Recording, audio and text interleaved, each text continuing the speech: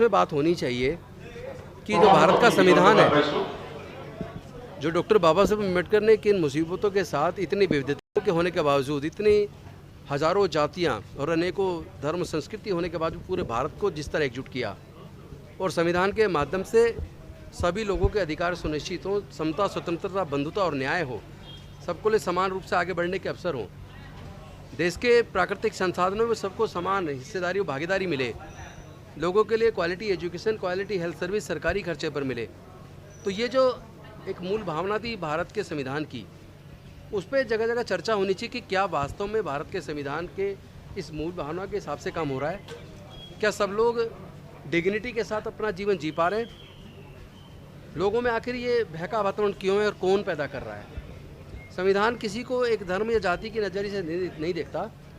संविधान सबको समान नज़रिए से देखता है, सबके लिए समान आगे बढ़ने का अवसर बनाना चाहता है। लेकिन संविधानों ने संविधान की मूल भावना के विपरीत जाकर देश के युवाओं के लिए रोजगार का अवसर बनाने की बजाय, सभ्य आपस में प्यार मोहब्बत का वातावरण बनाने की बजाय, सबके लिए सरकारी खर्चे पर quality education, quality health service सुनिश्चित करने की बजाय, लोगों में एक भय का वातावरण जब सरकार खुद अपने लोगों के माध्यम से पैदा करे, जब लोग अपनी धार्मिक आस्था को भी स्वतंत्रतापूर्वक ना मान पाएँ, लोगों में भय का वातावरण बन जाए, देश के संसाधन धीरे धीरे प्राइवेट होते चले जाएं, देश के वो सरकारी उपक्रम जो हज़ारों करोड़ का मुनाफा हर साल भारत सरकार को कमा के दिया करते थे, लेकिन आज एक एक करके वो सारी कंपनियां घाटे में जाकर बिक गई हैं, तो कौन लोग जिम्मेदार हैं? क्या भारत के संविधान ने इसीलिए सरकार को चुना था कि जनता ऐसी सरकार चुने जहां भय का वातावरण हो और देश के सारे संसाधन बिक जाएं, जहां लोगों को लिए पढ़ने के लिए मतलब पैसा ना हो और उसके अभाव में, पैसे के अभाव में बच्चे पढ़ाई छोड़ दें,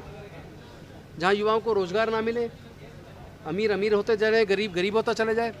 तो ऐसे भारत के संविधान ने ऐसी व्यवस्था नहीं की थी। अगर सरकारों ने भारत के संविधान की मूल भावना के हिसाब से काम किया होता तो आज भारत की तस्वीर दूसरी होती और भारत के लोग काफ़ी आगे निकल चुके होते और भारत के लोग मिलजुल कर प्यार मोहब्बत से आगे भारत को मजबूत कर रहे होते और उसी की आज ज़रूरत है। लेकिन ये सभी पार्टियों से मैं निवेदन करूँगा, उनको सोचना होगा, सत्ता अपनी जगह पर, सत्ता के लिए लोगों को धर्म जाति के नाम पर बांटना, लड़ाना और देश के संसाधनों को बेचना, ये कोई अच्छी बात नहीं है। इससे देश कमज़ोर होगा।